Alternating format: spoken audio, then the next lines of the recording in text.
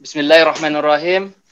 Alhamdulillah nahmaduhu wa nasta'inuhu wa nastaghfiruh wa a'udzu billahi min syururi anfusina sayyiati a'malina may yahdihillahu fala mudilla lahu wa may yudlil fala hadiya lahu. Asyhadu an la ilaha illallah wahdahu la syarika lahu wa asyhadu anna Muhammad abduhu wa rasuluh. Assalamualaikum warahmatullahi wabarakatuh. Terima kasih Bapak-bapak, Ibu-ibu. Kembali lagi dengan acara rutin Muhammadiyah USA. Ini namanya sudah diganti menjadi Profesimu. Jadi insya Allah petang ini kita akan membicarakan topik yang cukup panjang sebenarnya topiknya ini. Jadi penerapan energi baru dan terbarukan, atau kalau bahasa Inggrisnya ini renewable, dan teknologi blockchain di Muhammadiyah. Jadi karena topiknya ini agak berbeda menurut saya, jadi kita bagi dua segmen ya Mas Danet ya. Jadi segmen yang pertama kita bicarakan masalah renewal. Yang kedua, insya Allah kita akan bicarakan masalah blockchain. Mungkin kalau yang blockchain yang tidak ada waktu, insya Allah nanti bisa kita buat bagian kedua. Jadi nggak perlu buru-buru, insya Allah. Nah, kalau kita lihat berdasarkan sedikit riset saya yang saya ambil dari Departemen Energi di bawah yang sekarang di Indonesia itu setahun itu kapasitas produksi energi kita itu sekitar 70 gigawatt. Gitu ya, 70 gigawatt. PLN sendiri itu hanya bisa mampu menggenerasi, ini maaf saya, jadi pembicara kita hari ini adalah Mas Danet Surya, Dr. Danet Surya Tama, CEO Electricar. Jadi insya Allah itu sumber narasumber kita hari ini. Jadi PLN sendiri itu hanya mampu menggenerasi 26% dari 70 gigawatt tersebut. Nah, sisanya itu dari swasta, independen, dan lainnya. Nah, jadi kalau kita lihat, emang untuk serving hampir 290 juta rakyat Indonesia sendiri, ini saya mengambil konteks Indonesia terlebih dahulu sebelum kita narrow down ke Muhammadiyah, itu sangat minim sekali. Nah, sebagai perbandingan, kebetulan saya bekerja di perusahaan energi milik federal, yang hanya serving 10 juta orang, itu per tahun kita menggenerasi 33 gigawatt. Setengahnya produksi Indonesia hanya untuk 10 juta. Jadi bisa dibayangkan bagaimana limitasinya energi di Indonesia. Nah, dengan adanya potensi energi baru terbarukan di Indonesia itu, jadi cukup banyak sebenarnya. Jadi menurut Departemen Energi itu ada energi angin, energi matahari, energi panas bumi, energi gelombang laut, dan energi bioenergi. Nah, kalau di-combine semuanya itu akan menghasilkan sekitar 400.000 megawatt. Tetapi yang masih berlaku di Indonesia, yang mampu di-generate oleh pemerintah Indonesia itu hanya 10.000 megawatt. Jadi hanya 3% dari kapasitas kemampuan yang harusnya kita bisa kelola secara penuh. Ini secara domestik Indonesia saja. Nah, insya Allah nanti setelah kita break pariwara untuk maghrib, kita akan coba minta Mas Danet untuk bisa memberikan bagaimana sih peta energi Indonesia itu, baru kita narrow down apa yang bisa dilakukan buat Muhammadiyah sendiri. Karena Muhammadiyah sendiri memiliki banyak rumah sakit, banyak universitas yang sekiranya juga mengkonsumsi energi yang cukup banyak. Gitu kan ya. Saya nggak tahu kalau sudah ada inisiatif di Muhammadiyah untuk menggunakan green energy atau energi terbarukan atau EBT, biasa disebut dengan EBT. Oke.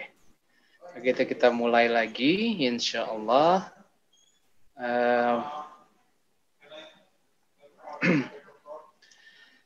Jadi saya ulang sedikit. Menurut Departemen Energi di Indonesia, kita ada target itu mencapai 23% untuk pengurangan karbon dioksida. Nah, saat ini Indonesia itu baru 12,320%. Jadi masih ada sekitar 11% lagi untuk mencapai target. Nah, sebagian besar energi Indonesia itu 59% itu masih nggak kelihatan ya ini saya screen saya ya. Kelihatan. Jelas. Yang mana kelihatan nih, Mas? Kelihatan tadi, semua kelihatan. Kalau sekarang malah nggak kelihatan, Mas. Tadi kelihatan. Iya, oke. Nah, ini kelihatan. Ini kelihatan ya. Jadi masih hampir 60% itu masih dari batu bara, masih dari energi yang cukup kotor gitu kan ya. Nah, seperti saya katakan tadi, ya ada dengan potensi luas panjangnya Indonesia, luas titik lautnya Indonesia, itu ada potensi sekitar 400 megawatt dari total energi dari baru terbarukan ini. Gitu kan, ada sekitar 60.000 itu dari tenaga bayu atau tenaga angin, belum termasuk dari air dan dari panas bumi. Sebentar, alarm saya. Nah, dengan gambaran seperti ini, Mas Danet, tentunya untuk energi bisa menggunakan energi renewable energi ini dibutuhkan teknologi storage energi tersebut ya, atau teknologi atau baterai. Nah, mungkin nanti Mas Danet bisa kolaborasi teknologi apa dan sampai di mana sekarang inovasi dari storage energi tersebut. Untuk mempersingkat waktu, silakan Mas Danet, tafadhol. Insyaallah, alhamdulillah.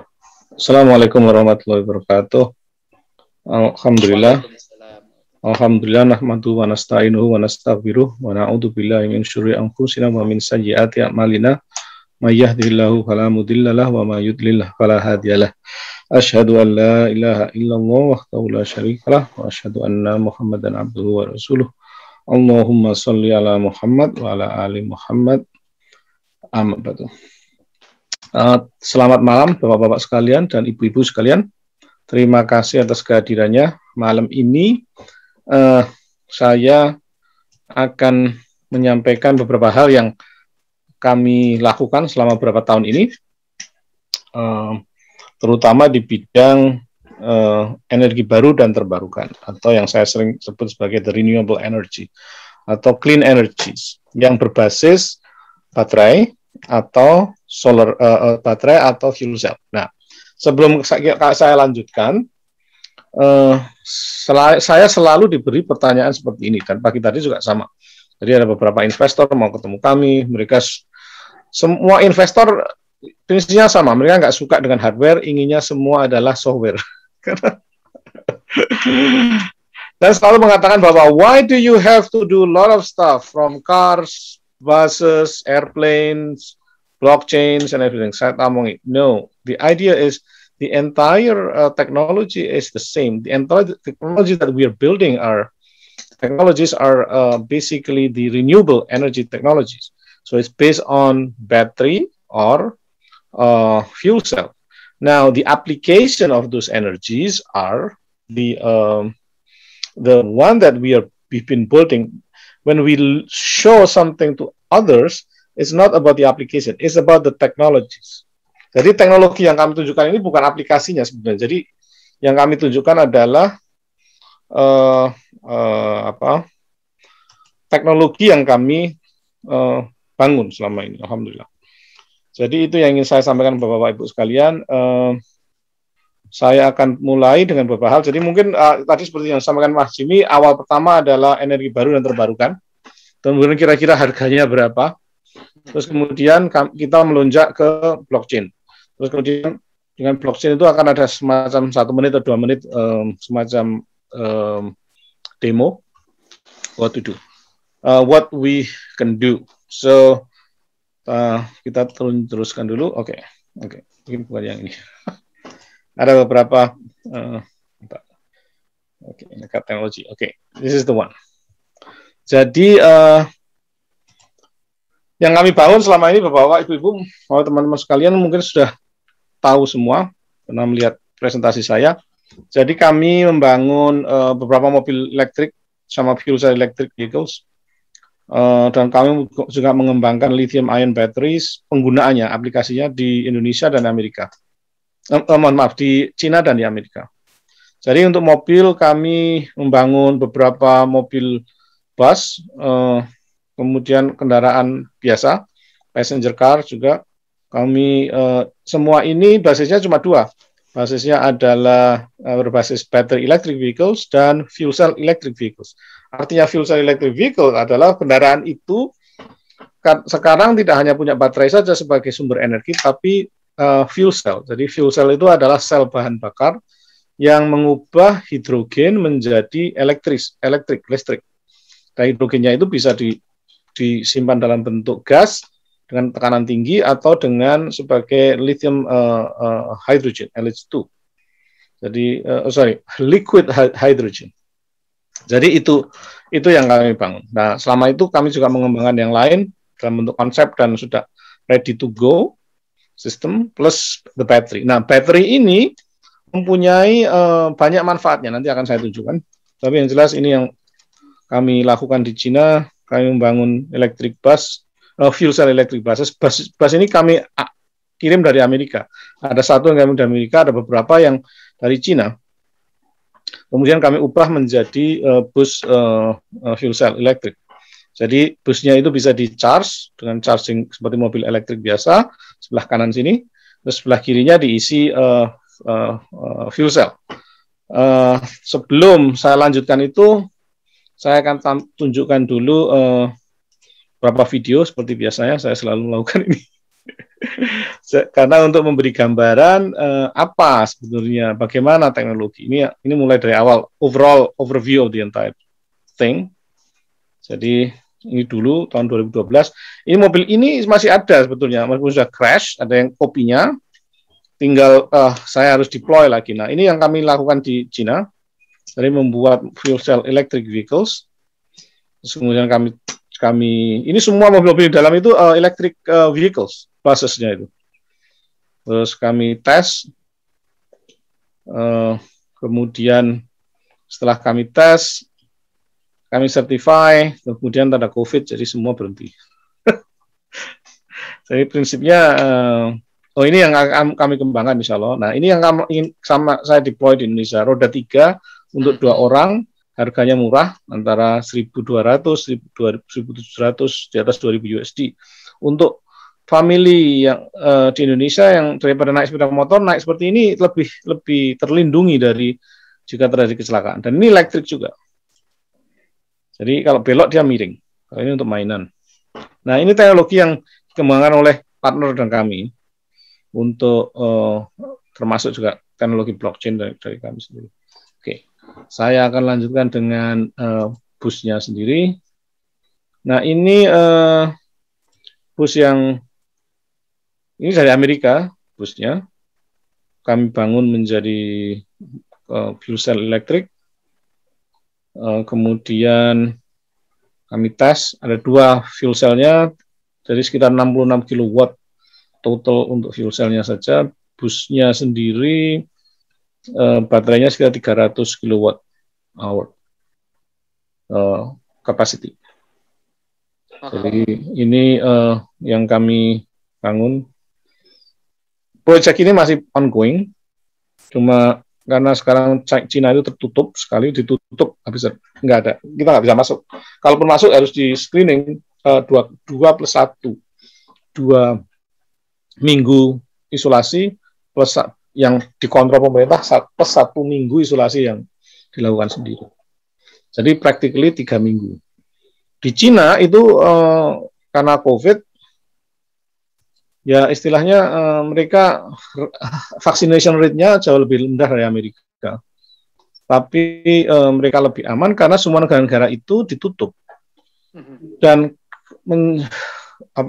saya tadi sudah sampaikan ke Bapak-Bapak dan Ibu-Ibu sekalian bahwa how devastating it is di Indonesia. Mungkin sebelum kita lanjutkan, insya Allah kita juga berdoa di hati kita masing-masing untuk mendoakan teman-teman sahabat-sahabat kita yang sedang dilanda wabah ini atau yang telah meninggal agar jalannya dipermudah, pahalanya dilipat gandakan oleh Allah, dan yang sakit agar disembuhkan atau dimudahkan oleh Allah. Amin. Jadi itu yang ingin saya sampaikan, seberapa devastatingnya ini masalah ini. Sampai saat ini itu bahkan ada yang saya nggak tahu memonitor itu, saya WhatsApp saya tanya ke saya, Pak Danet, bisnisnya sudah jalan apa belum ini? Kok saya nggak tahu dia dapat dari mana.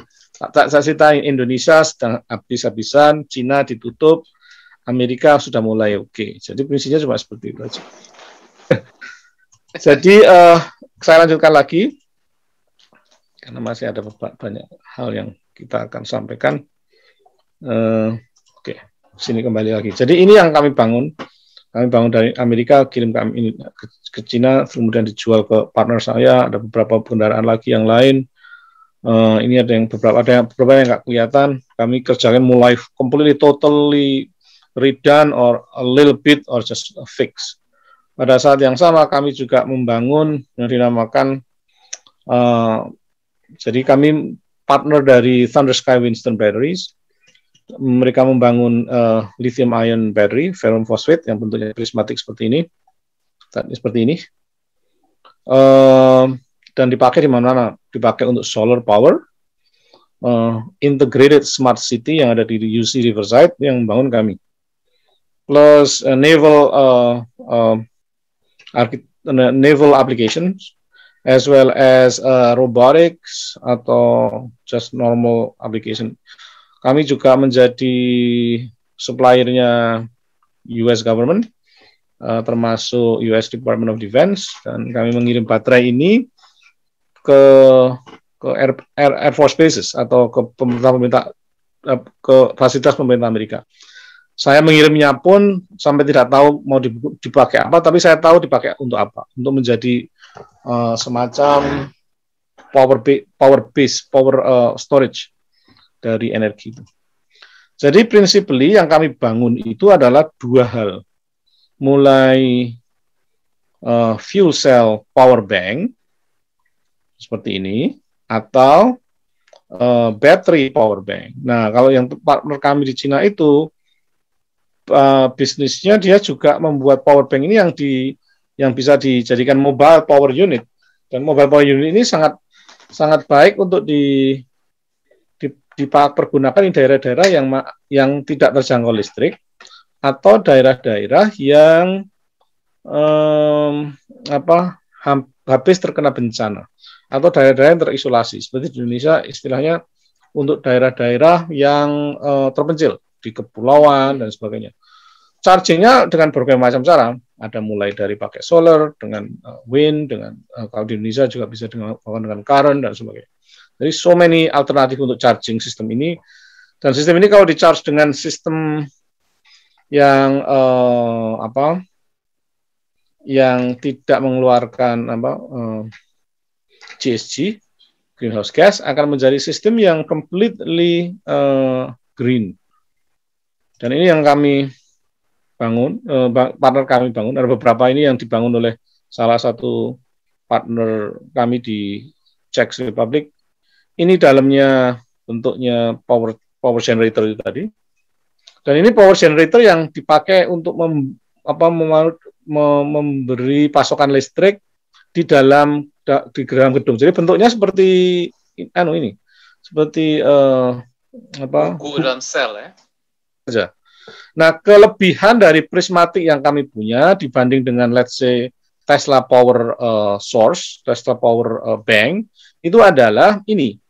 Kalau tempat kami karena formatnya besar, kalau ada masalah, mudah untuk plug and unplug-nya. Sekarang kalau Tesla Power Bank, itu kan terdiri dari 18650 baterai yang kecil-kecil. Nanti akan saya tunjuk baterainya bentuknya seperti apa. Itu sulit kalau umpama satu baterai masalah, itu untuk mengganti, itu setengah mati. Dan mesti most likely akan menjadikan maintenance yang mahal harganya, atau menurunkan kemampuan daya serapnya.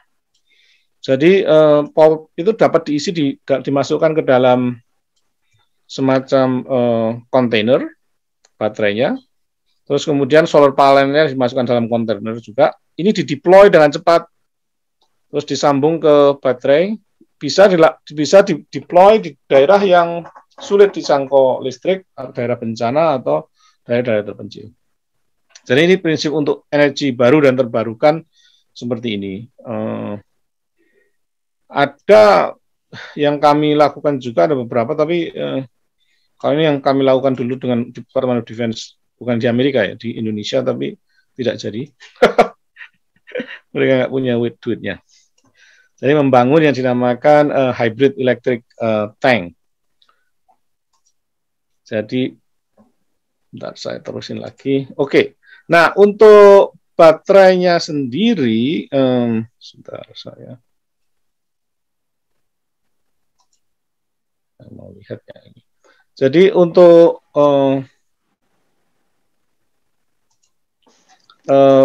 bangunannya untuk battery storage-nya sendiri itu sebagai ancer-ancer, ini kemarin Mas Arief tanya soalnya berapa sih kira-kira itu Mas harganya gitu ya. Harganya seperti ini Mas. Jadi dulu sekitar 2017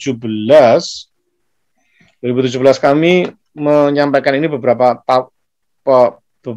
partner di Indonesia, termasuk kalau nggak salah waktu itu adalah beberapa pesantren di Muhammadiyah atau di NU, di lingkungan NU atau Muhammadiyah, saya lupa. Tapi yang jelas, jadi prinsipnya seperti ini: rumah dibeli solar panel, atau di pesantren di atasnya di solar panel, tapi solar panelnya itu terintegrasi, jadi nggak perlu membuat lokasi sendiri. Jadi di beberapa rumah diberi atapnya diberi solar panel, terus kemudian diintegrasi dalam suatu jaringan dan kemudian dipakai.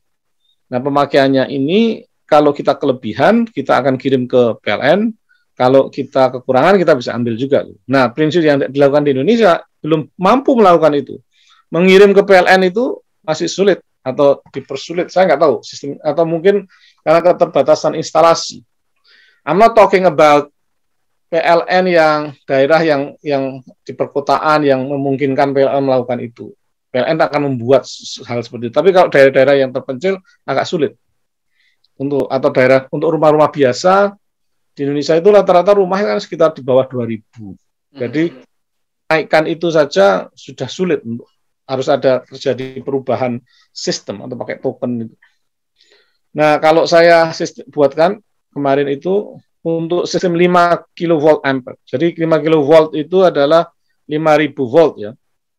Sepasang kapasitas terpasangnya sebenarnya 50 volt dengan power faktornya 1, artinya antara kapasitas terpasang dengan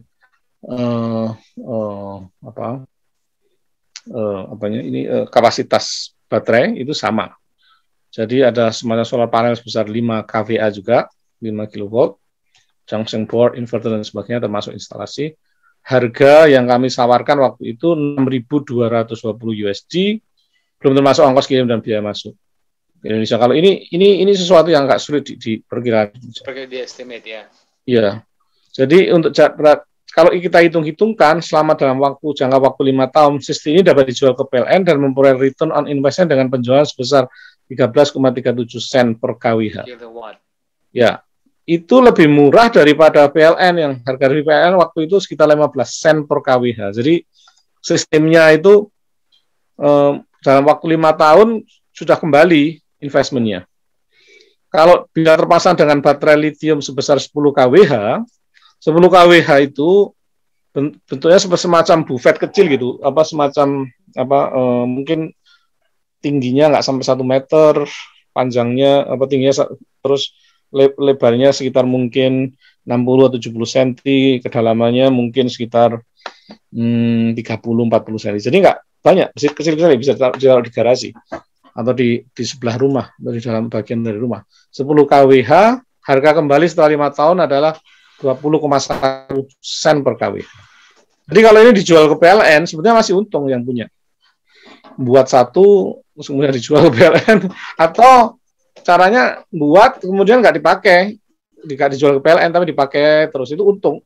Keuntungannya sudah, hasilnya cuma segini, setelah 5 tahun kita practically free energy, tanpa harus bayar 15 sen per kWh itu. Nah, kalau sistem 20 kWh, kilovolt M, itu atau dan daya 20 kW ampere, itu harganya sekitar off-grid ya, Mas Tenet? Untuk off-grid apa nyambung ke grid? Ini sudah off-grid, semua completely off-grid. Kalau ini off-grid, kalau yang ini off-grid, yang sistem 5 kWh ini off-grid, 20,1 sen kWh itu off-grid. Kalau 20 kVA off-grid, itu sekitar 18 sen per kWh. Harganya sekitar... Mas, itu harganya, ya itu sudah termasuk harga equipment ya, hardware-nya ya, yang misalnya harga semua, gitu ya? Semua ya, karena saya pakai harga Indonesia waktu tahun 2017. Termasuk instalasinya, sudah termasuk instalasi. Jadi belum ini termasuk maintenance, Mas ya? Belum termasuk maintenance, tapi mungkin berapa kali kita bisa, maintenance-nya nggak terlalu sulit sebetulnya. bisa dilatih atau kita bisa melatih atau kita dapat memberikan guide tips on how to do, how to maintain that. Terus nanti kalau ada masalah besar atau itu bisa kita bantu, plus akan ada warranty insya Allah. Jadi ini prinsipnya sebetulnya murah. Nah, kapan itu pernah kejadian dari UAE itu mereka menawarkan kalau nggak salah di bawah 13,7 sen per kWh. Saya kira-kira kepala mungkin 5 sen per kWh apa begitu. Tapi saya nggak yakin kok bisa mereka, mungkin itu harga solar panelnya saja atau belum terpasang dan sebagainya. Jadi principally a very very very very cheap product. Tapi kalau kita mau melakukannya itu investment awal itu nggak terlalu istilahnya sesuatu yang bukan terlalu mahal, malah menguntungkan bagi kita. Karena usianya solar cell itu lebih dari 5 tahun, sekitar 10-20 tahun. Baterai juga sekitar antara 10-25 tahun. 15 tahun in the mid, 20 tahun itu sudah 80% depth of discharge. Artinya kapasitas kapasitas daya penampungan energinya 80% dari pada waktu masih baru, misalnya seperti itu. Itu sekitar 20 tahunan. Tapi itu bisa diakali juga gitu. Jadi ada caranya bagaimana baterai itu ngirit. Baterai itu istilahnya life cycle-nya tinggi. Jadi kayak kemarin pernah saya cerita ya, mungkin pada forum yang sama, forum yang berbeda. Pada waktu kita ngecas, kalau coba ini dilakukan di Indonesia di HP-nya kita atau komputer kita. Kalau kita ngecas komputer atau HP, itu jangan di 100% kan, tapi sebegitu 90%, itu kita lepas. Nanti biar dia nanti pakai baterai, terus kan baterainya akan menurun tenaganya. Begitu 30%, 40% kita cas lagi. Nah, kalau kita mampu memaintain itu, kapasitas baterai cellphone kita atau komputer kita itu bisa lama. Tapi kalau kita selalu ngetopkan 100%, kemudian kita tinggal biarin 100%, nanti kan bisa tambah-tambah. Enggak akan bertambah, malah akan terjadi panas. Panas itu akan merusak selnya. Atau terus kemudian kita deplete completely 0%. Terus baru disas lagi. Nah, itu baterai cepat habis nggak di situ. Apa istilahnya dalam waktu singkat baterai itu akan mempunyai life cycle yang lebih pendek. Jadi itu salah satu cara untuk mengatasinya. Nah, saya akan teruskan lagi. Sebentar buat maaf Mas, buat peserta yang di YouTube atau di Facebook, silakan kirim pertanyaannya. Insya Allah buat yang di forum ini juga silakan ketik pertanyaan. Jadi nanti insya Allah ketika kita ada waktu tanya jawab bisa saya bacakan dan saya sampaikan ke Mas Danet. Monggo. Silakan Mas Danet. Maaf. Iya, silakan. Jadi akan saya teruskan lagi sekarang. Nah, apa hubungannya blockchain dengan clean energy yang kami bangun? Pada waktu itu sebetulnya prinsipnya cuma satu, bahwa ada masalah pada waktu kami bangun, kami di Cina atau saya di Indonesia atau di tempat lain itu selalu adalah pengiriman uang, dan sampai sekarang masalah itu belum terpecahkan. Setiap kali kita mengirim uang, kita kena charge $45 transfer wire transfer. Ada yang $1, ada yang $5 untuk uang yang kecil-kecil itu. Nah, bagaimana caranya mengatasi hal seperti itu?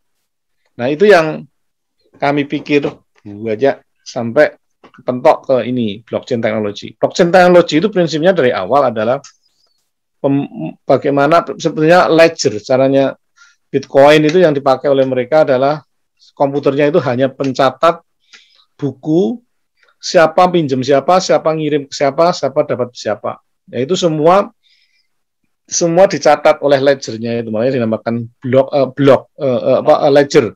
Nah, ledger itu ada catatan, itu disebar di seluruh komputer, atau yang dikatakan dalam hal ini adalah nodes, di setiap node yang ada di satu platform. Saya umpama Bitcoin itu adalah satu platform blockchain ya.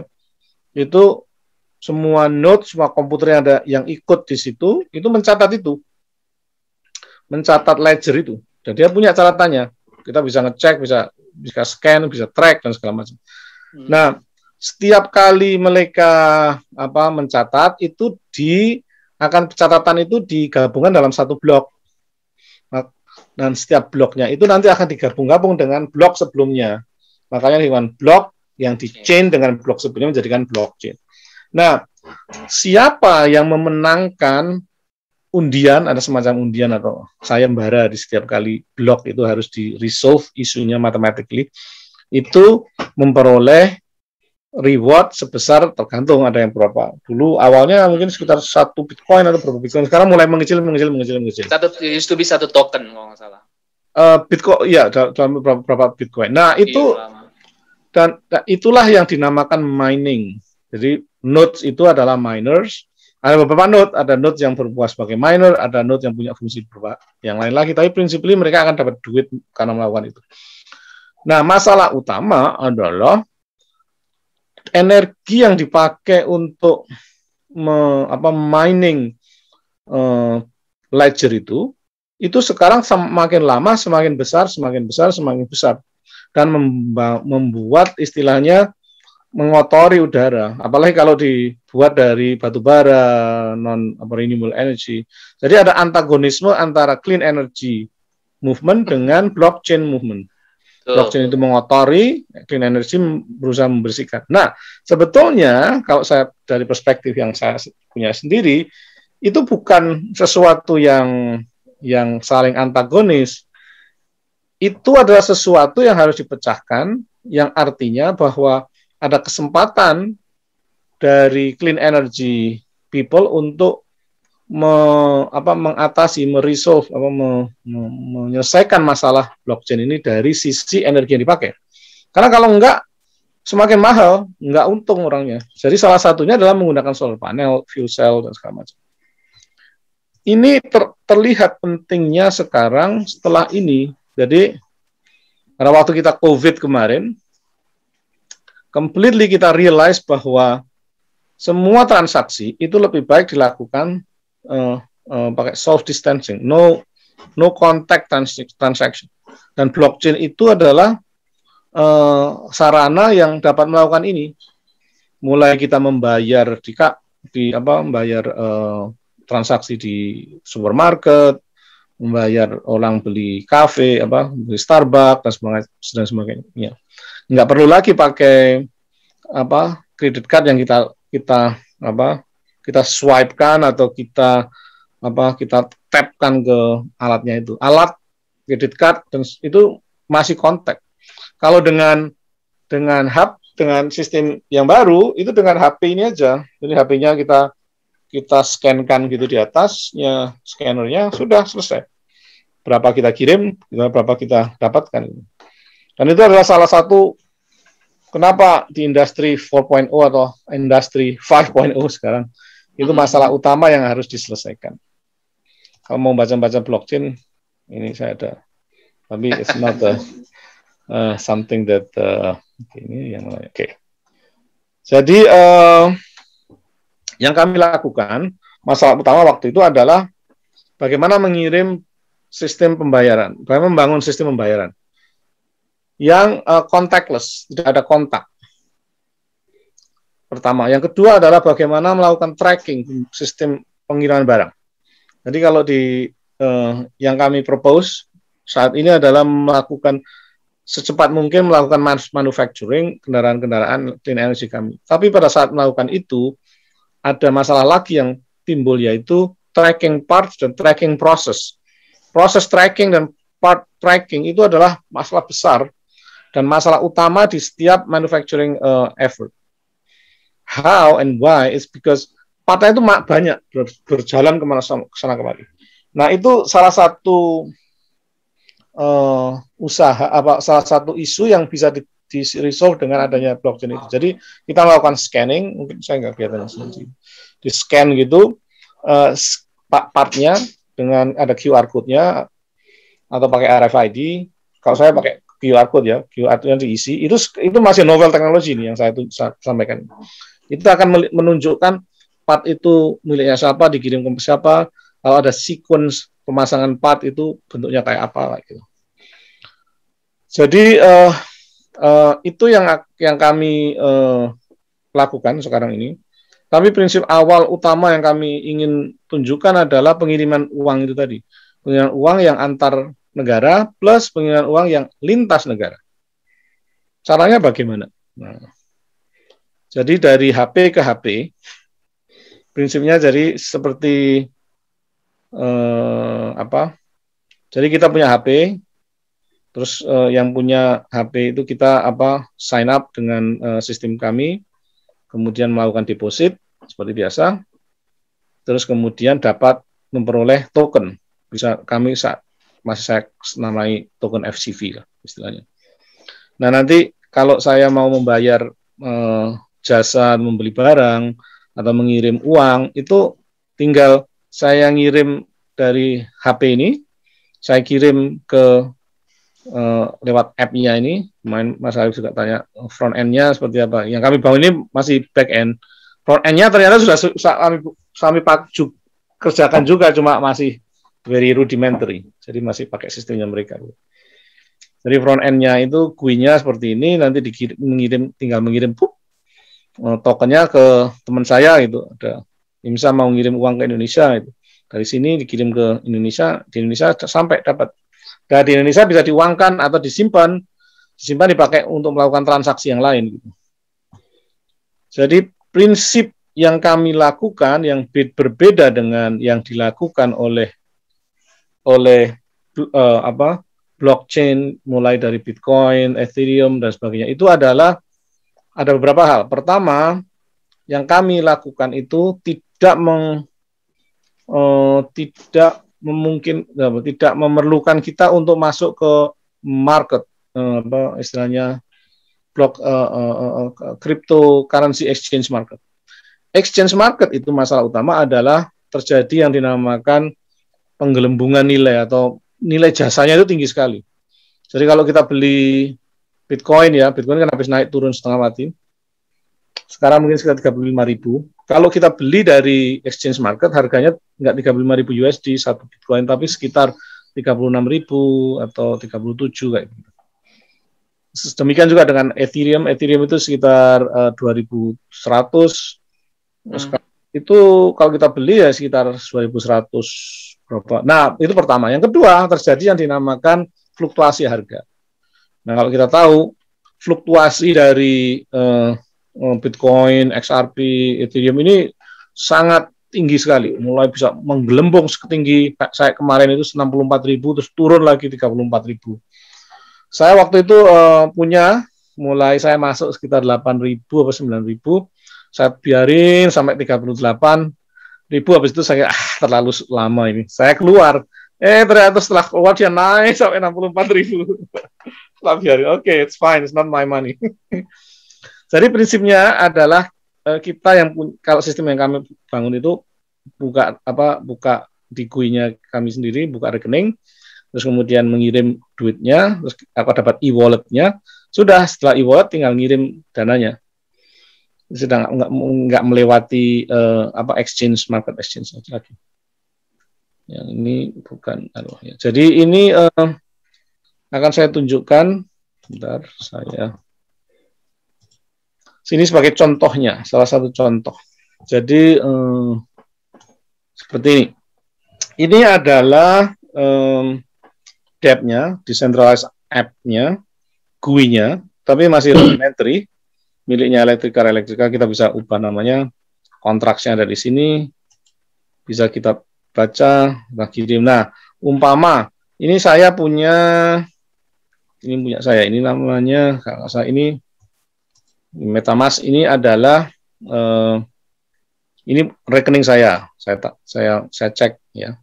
Terus saya cek, saya ini punya duit berapa sih sekarang di Bitcoin, di saya cek di sini.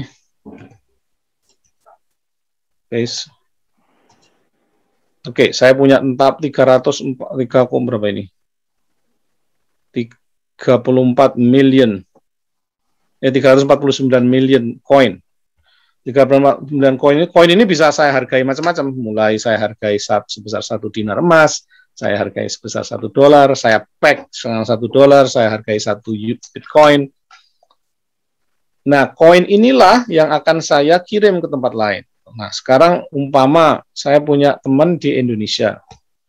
Kebetulan teman itu punya HP. Jadi kalau bisa lihat ini saya. Jadi saya tunjukin dia punya rekening di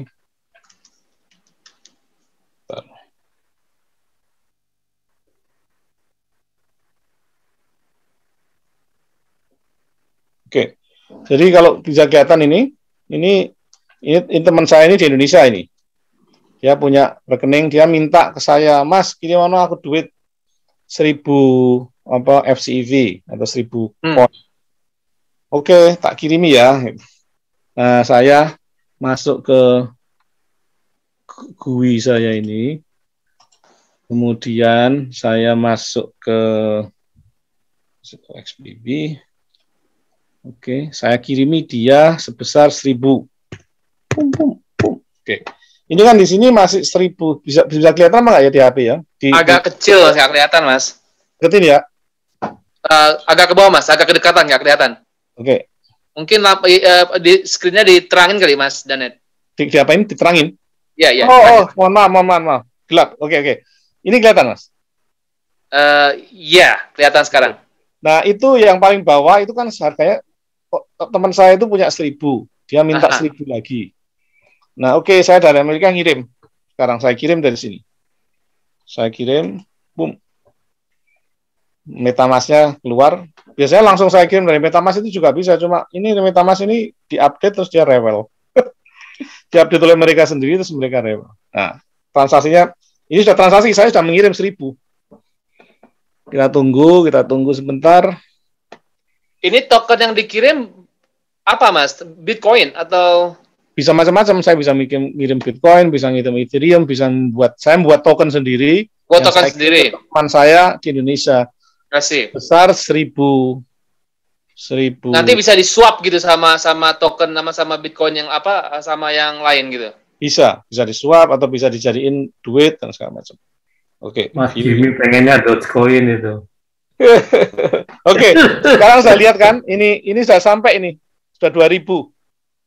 Yang paling bawah sudah kelihatan ya. Jadi tadi dia minta punya cuma 1.000. Terus saya juga bisa ngecek ini alamatnya teman yang saya yang di bawah itu, yang bawah ini. Saya copy dulu. Saya cek. Oh, milikmu piro tos lagi? Kamu udah punya berapa gitu? Saya cek balance-nya teman saya ini.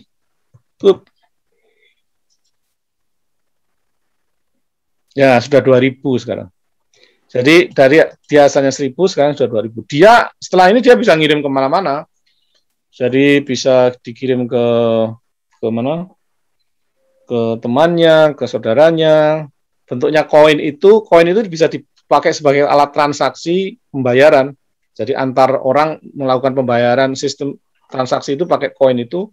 Pada saat yang sama kalau dia ingin mengubah koin itu menjadi mata uang kayak rupiah, fiat currency kita ngomongnya. Fiat currency itu bisa saja langsung dikirim ke rekening kami, koinnya, dia akan dapat duit lagi. Cuma persisnya seperti itu. Semudah itu dan secepat itu. Mas Danet ini yang menerbitkan koin sendiri gitu, kayak Dogecoin atau yang baru itu apa namanya kayak Moon Coin segala macam. Sendiri platformnya. Ini sedangkan platform ini pakai apa? Pakai punya Ethereum kayak Hyperledger atau di outsourcing? Sekarang kami pakai Ethereum untuk tes trialnya, pakai Ethereum test network. Jadi biar tidak membebani dan tidak membebani klien, tidak, karena kalau dengan Ethereum main network kita dikenai biaya. Nah, setelah prinsipnya sudah agak banyak, kami membangun sistem sendiri. Jadi kami membangun blockchain platform sendiri, tapi bukan sebagai public blockchain, tapi membawakan private blockchain network. Kenapa kok private? Karena kami ingin menghindari yang dinamakan mining issues, kemudian apa yang ada dinamakan satunya lagi itu pitchfork issues. Terus pitchfork itu adalah kenapa terjadinya Bitcoin dengan Bitcoin BCH Bitcoin Cash antara Ethereum dengan Ethereum Classic, itu terjadi yang namanya pitchfork. Karena ada dua pihak yang berhasil resolving their computer numerical sayembara numeriknya itu, dan mereka dua-duanya dianggap benar. Akhirnya terjadi yang dinamakan pitchfork, terjadi pencabangan. Kami tidak tadi Mas Danet kan bilang ada kalau nggak salah ini saya ringkas sih ada 4 komponen di blockchain sini. Yang pertama tadi node, cluster of node, terus ada kriptografinya, terus ada consensus algorithm, baru ada punishment and reward. Nah ini waktu Mas Danet bangun ini semuanya dari end to end, Mas Danet maksudnya build from the scratch, atau misalnya konsensus algoritmnya sudah pakai yang sudah ada atau bagaimana? Konsensusnya sudah ada banyak bermacam-macam konsensusnya, ada yang pakai Spectre, ada macam-macam. Terus kemudian kalau sekarang kami cuma berdiri di atasnya Ethereum Virtual Machine aja, EVM itu aja. Kami terus deploy hardware-nya yang manage Ethereum jadinya. Kalau sekarang masih di Ethereum karena prinsip utama adalah bukan di transaction-nya, tapi di part tracking-nya. Nah, pada waktu kami berpindah ke menjadi semacam transaction money app pengiriman antar negara, itu kami ingin mengubah dari tidak di Ethereum lagi, kami membuat sendiri. Nah, kemarin saya cerita ke Mas Ari bahwa masalah utama dengan money transaction, money app itu adalah biaya yang diminta oleh mereka. Jadi yang dia pakai itu sekitar sekarang itu paling murah di bawah $1. Kalau kita ngirim dari Indonesia ke Amerika, mungkin sekitar $1 itu yang paling murah. Atau ada yang free, Instagram itu free. Istri saya sering misalnya. Tapi dia rate-nya sangat jelek, jadi rate-nya lebih jelek dari yang lain. Jadi dia minta dari itunya. At the end, it cost us sekitar $1 sampai $2. Nah, yang lain-lain itu sekitar $5 dan segala macam. Nah, yang kami ingin lakukan itu ngendai itu semua. Jadi di Indonesia itu kalau kita ngirim uang lewat wire transfer, itu kan dikenai biaya sekitar 6.500 biaya wire-nya itu. Nah, yang 5.500 itu daripada dikasihkan ke bank, dikasihkan ke kami. Atau lebih murah nanti. Jadi 6.500 itulah biaya yang dikenakan per transfer. Tapi kalau umpama itu per transfer ketika mengubah menjadi fiat kalau nggak salah, atau dari itu menjadi fiat. Tapi kalau antara koin ke koin itu harganya lebih murah lagi. Jadi kalau saya ngirim ke koin orang lain itu harganya, ngirimi orang lain koin harganya lebih murah lagi. Dari koin ke mata uang atau ke fiat itu ada bagaimana info ada campur tangan Badan Otoritas Keuangan lokal atau bagaimana? Misalnya ketika saya mau nukar ke Mas Danet dulu kan, Mas Danet yang transfer ke bank gitu kan dalam bentuk mata uang rupiah? Ya. Jadi gini, jadi koin itu saya hargai sebesar 4,25 gram. 4,25 gram itu kalau nggak salah sebesar harga dinar emas. Jadi koin itu harganya 4,25 gram, di-pack dengan itu. Nah, pada waktu orang itu membeli koin, dia harus membayar, saya ingin beli 1 koin, berarti harganya sekitar 4,25 gram, sekitar 2 juta berapa gitu. Tapi kan orang nggak mesti beli 1 koin, bisa aja kayak di Bitcoin itu kan orang beli 0,1, 0,015 kayak gitu. Belinya cuma Rp100, 100.000, 50.000, top up seperti Gojek itu. Nah, itu yang kami fasilitasi. Nah, pada waktu membeli itu ada terkena biaya pembelian mungkin sekitar seperti biaya transfer 6.500. Jadi dia membuka rekening, naruh uang ke tempat rekening kami. Nah, itu langsung kami beri koin. Nah, koin ini yang dia kirim kemana-mana, uangnya dia aman sebenarnya, uangnya dia tetap dengan kami. Kalau dia ketipu, uangnya bisa kami tarik lagi. Tapi itu suatu hal yang agak riskan sekarang saya pikir-pikir, karena ada masalah hises nanti. Nah, pada waktu dia transaksi kemana-mana, bayarnya pakai koin dan segala macam, itu suatu saat, aku ingin punya uang cash. Dia bisa cashkan koin itu dengan mengirim mengirim koinnya ke kami kirim balik lagi uangnya dia sendiri 6.000. Nah sudah dari situ sudah prinsipnya dia kembali dapat uang lagi atau saudaranya dapat uang lagi. Jadi prinsipnya itu harus lebih murah dari transfer di bank. Decentralized. Jadi decentralized. Itu pertama. Yang kedua adalah harus lebih murah daripada sistem top up atau sistem pengiriman dana di Gojek atau pengiriman dana lintas negara. Karena sistem yang seperti ini bisa kita kirim tidak hanya di Indonesia, tapi dikirim sekarang di Indonesia itu banyak orang tua yang menyekolahkan anaknya ke luar negeri. Dari pengalaman yang saya punyai itu many times kebutuhan uang itu bisa mendadak. Wah, saya butuh besok pagi 2 jam lagi untuk punya cash sebesar ini. Nah, gimana caranya? Ya dengan cara seperti ini. Jadi kalau ini sistemnya instan, online, no delay, insya Allah, dan murah. Cuma masalah utama adalah kami belum membangun pertama GUI yang cukup baik, kedua adalah otomatisasi. Otomatisasi ini yang belum kami. Jadi kami buat membangun back-end-nya, sudah bermain-main dengan back-end lama, GUI-nya sudah kami bangun, tapi GUI-nya masih rudimentary, harusnya kami betulin lagi.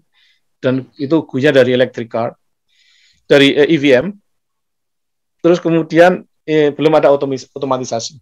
Kalau sudah ada otomatisasi, insya Allah sesuatu yang sangat mumpuni. Mungkin itu dulu. Kalau ada yang bertanya, silakan. Mohon maaf. Insya Allah, makasih Mas Danet. Jadi ini sebenarnya topiknya 2 hal yang berbeda, walaupun ada sedikit hubungannya. Jadi dengan blockchain itu mining itu juga dirty energy. Kalau seandainya digunakan clean energy sebenarnya lebih baik. Tapi sebenarnya topiknya agak 2 hal yang berbeda. Ini jadi yang pertama tadi Mas, ini ada pertanyaan masalah yang mobil tadi ya, yang tadi ada 2, ada yang pakai baterai, ada yang pakai fuel hidrogen sel ya Mas ya. Ya. Nah, ini ada pertanyaan dari Mbak Ratih. Apa kendala tantangan utama yang dihadapi dalam penggunaan energi terbaru, khususnya energi panel surya atau baterai secara massal di Indonesia? Ada masalah? Nggak ada masalah sebenarnya. Nggak ada masalah. Nggak ada masalah. Masalah utama adalah banyak hal. Pertama adalah sebetulnya bukan masalah, itu adalah mindset kita terhadap. Jadi ini pengalaman seperti ini. 2012 saya introduce mobil listrik di Indonesia.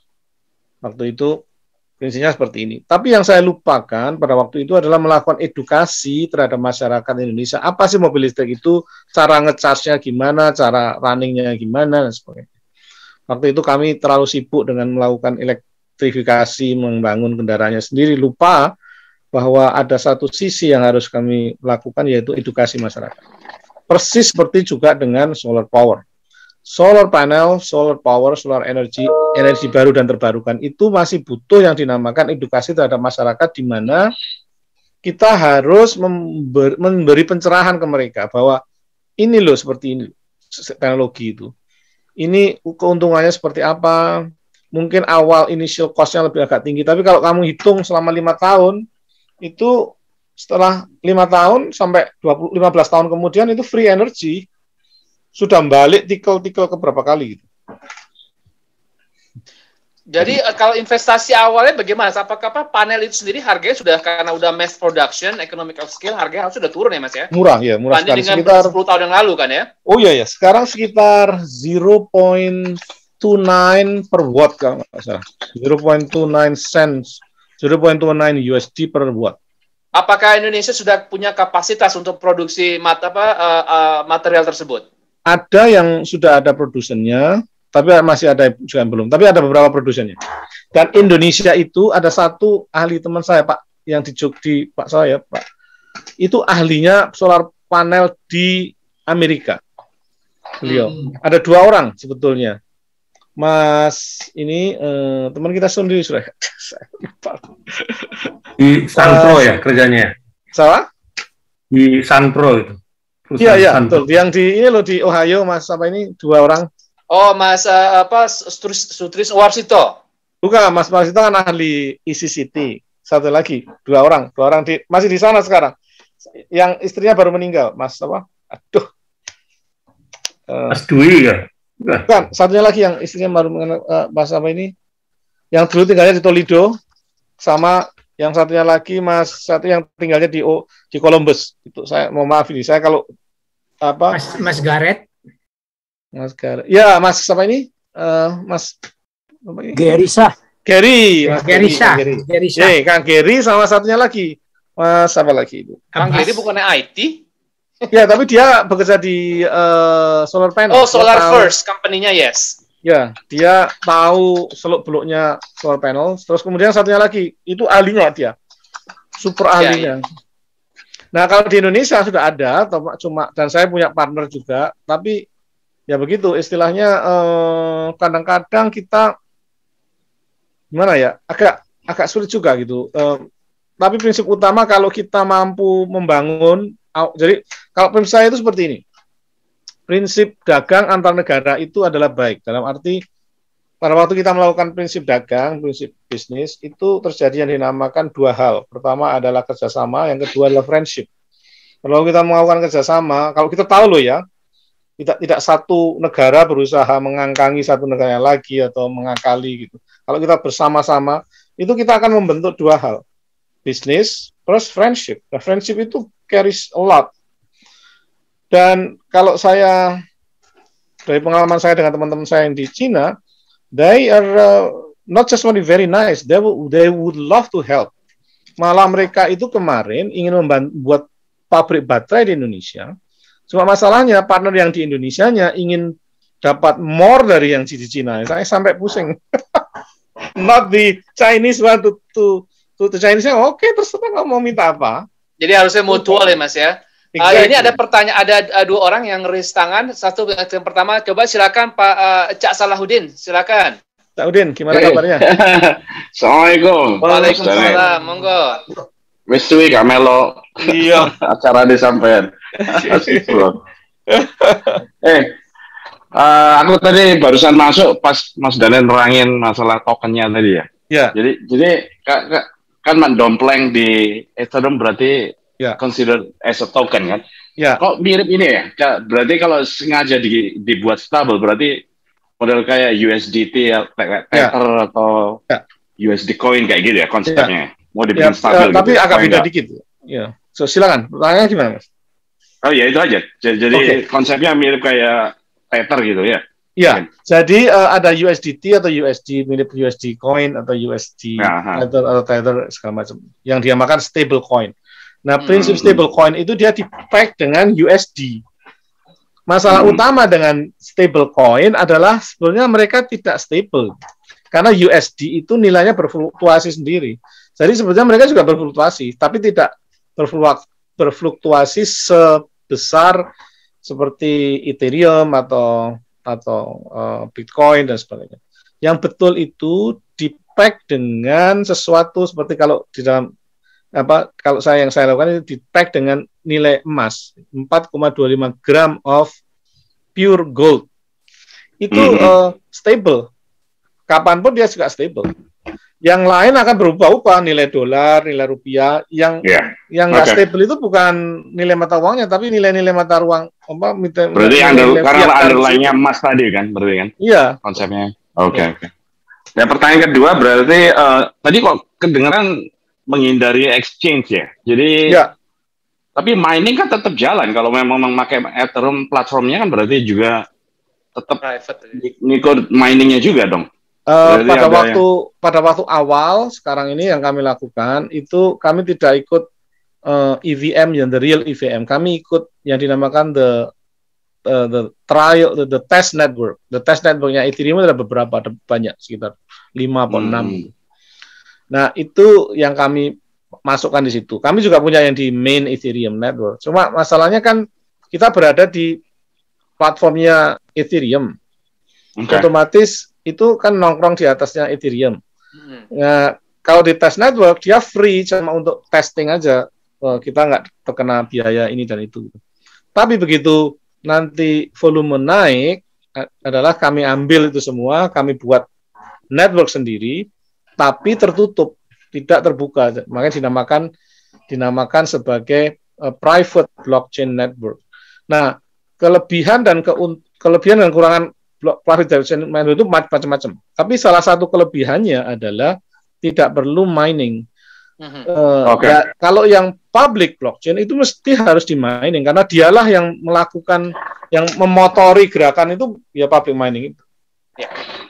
Kalau dengan tadi udah disebutin, berarti dengan konsep private tadi, itu artinya nggak decentralized lagi berarti, udah centralized, tapi meskipun bukan centralized government atau ini pun atau legal entity yang lainnya, tapi konsepnya jadi centralized di private-nya Mas Danet berarti dalam hal ini. Iya, itu kan? Bisa macam-macam Mas. Jadi kita bisa melakukan yang dinamakan dari konsep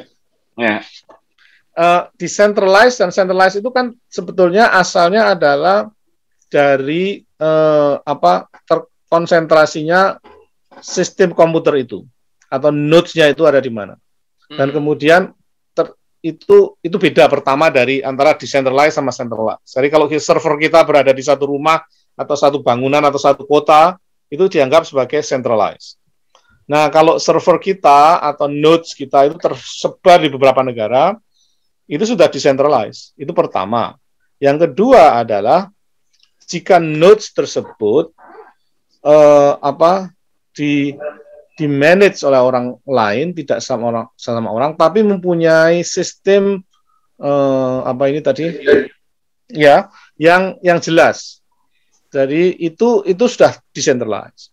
Masalah utama dari centralized sama decentralized itu yang dinamakan 51% attack itu tadi. 51% attack itu yang sekarang semua orang sebetulnya masalah utama yang kita dapat di sekarang ini adalah yang seperti ransomware. Ransomware itu kan bodoh-bodohan kan, di phishing. Orang ngeklik, kena, komputernya di attack, di block kan. Itu satu komputer. Nah, kalau banyak komputer di attack seperti itu, dan nodes-nya tidak ketahuan di mana, ya agak sulit. Dan itu kelebihan dari private network. Oke, siap Mas, ngikutin. Ini ada yang kedua, silakan Pak Ivan Wibowo, silakan. Ya, terima kasih. Assalamualaikum Mas Danet. Waalaikumsalam. Saya Evan, saya dari Bandung Mas Danet. Ya, Pak. Jadi saya tertarik sekali, kebetulan saya pernah 7 tahun berkecimpung di perusahaan daerah di Kabupaten Bandung Mas. Ya. Jadi menyangkut energi terbarukan itu, dalam pengalaman saya, itu problemnya di regulasi Mas. Ya. PLN itu punya 37 anak perusahaan. Ya. Yang itu kami di Kabupaten Bandung itu, kami punya banyak sumber daya untuk mikrohidro. Ya, betul. Saya itu selama 10 tahun, mulai dari pegawai jadi direksi, kemudian jadi komisaris, tidak mampu mengurus perizinan. Itu problem kita. Lalu saya pindah ke Sulawesi Utara juga sama. Di sana potensinya banyak, Mas, untuk energi terbarukan. Jadi saya kira problem di kita adalah problem regulasi. Tapi saya suka membayangkan begini, Mas Danet. Saya juga pernah sebelum pindah ke sini, ke Amerika, saya pengurus di Muhammadiyah Jawa Barat. Jadi saya sering membayangkan dan sering mengatakan di pertemuan-pertemuan Muhammadiyah di Jawa Barat, itu kenapa kita nggak membayangkan Muhammadiyah ini sebagai sebuah negara. Gitu. Kita punya sekian ratus perguruan tinggi, sekian ratus rumah sakit, sekolah, dan sebagainya. Nah, kalau semua infrastruktur itu, sebut saja energinya, kita fasilitasi, itu saya kira kita sekecil apapun kita berkontribusi terhadap penyediaan energi terbarukan tadi.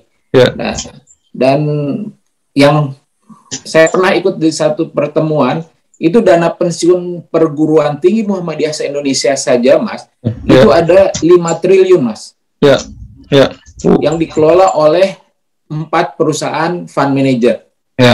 Nah, kalau mereka diajak ikut serta, jadi kita tawarkan misalnya teknologi pengadaan energi untuk kampus-kampus Universitas Muhammadiyah, itu saya kira sesuatu yang menarik, semestinya bisa kita gagas itu. Belum lagi tadi terkait dengan blockchain-nya Mas Danet. Itu kalau sekolah-sekolah Muhammadiyah itu difasilitasi membuka fintech Muhammadiyah begitu saja.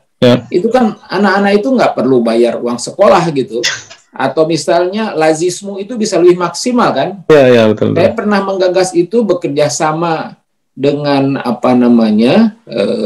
perusahaan fintech di Jakarta misalnya. Ya kita punya problem budaya. Ternyata sekolah-sekolah Muhammadiyah khususnya di bawah itu kan itu kerajaan-kerajaan kecil bagi kepala sekolah itu.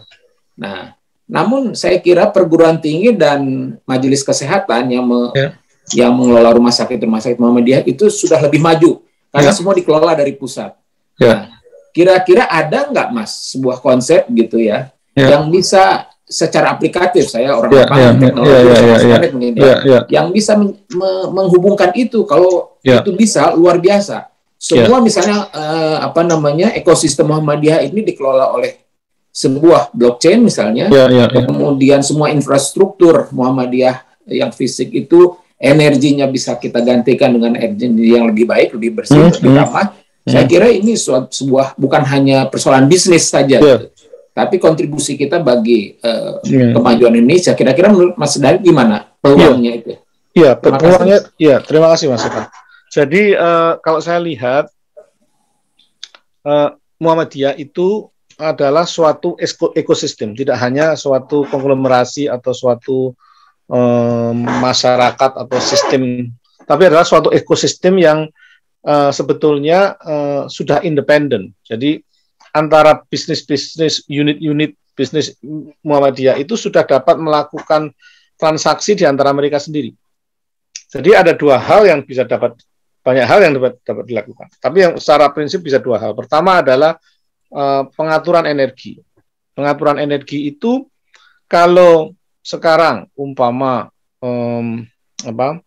salah satu, jadi begini, kita nggak cerita yang tinggi-tinggi, yang biasa aja. Pesantren Muhammadiyah atau sekolah Muhammadiyah, SMP, SMA. Seminggu kemarin saya berbicara di depan Universitas Muhammadiyah Jakarta tentang electric vehicles. Saya ceritakan bahwa banyak hal yang bisa dilakukan sebetulnya. Nah, maaf Mas Danet, mungkin ada beberapa pertanyaan yang mesti saya bacakan, juga ada 2 orang yang mau bertanya secara langsung. Oke. Singkat aja Mas, insyaallah. Oke, silakan. Maaf. Jadi prinsipnya seperti ini. Kalau kita solar panel itu dipasang di setiap sekolah-sekolah Muhammadiyah, kemudian mempunyai sistem yang battery storage sistemnya, itu bisa menyimpan tenaga yang bisa disumbangkan ke sekolah lain Muhammadiyah juga, atau ke unit Muhammadiyah yang lain, atau dikirim kembali ke PLN. Masalah utama dengan PLN memang regulasi, tapi PLN sendiri sudah membuka lebih banyak. Kemarin kami mau bekerja sama dengan PLN, cuma mereka mungkin kekurangan dana atau tidak tahu how to access it, jadi mereka tidak dapat. Tapi yang prinsip utama mereka sudah membuka untuk kemungkinan energi baru dan terbarukan. Nah, pada saat yang sama, fintech ini itu untuk unit-unit usaha Muhammadiyah itu dapat dirapkan dengan mudah, dalam arti sekarang ada fintech Muhammadiyah yang mengurus masalah koin ini. Dia cuma tugasnya membuka rekening, siapa masukin duitnya, ngedeposit situ. Setelah itu semua antara Muhammadiyah aja, nggak perlu keluar, saling tukar menukarnya pakai duit, pakai koin ini.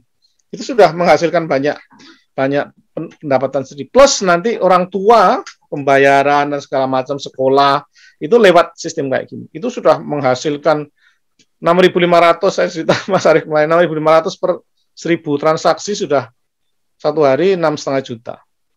Kalau 10.000 sudah 65 juta. Tinggal 1 bulannya tinggal gitu aja.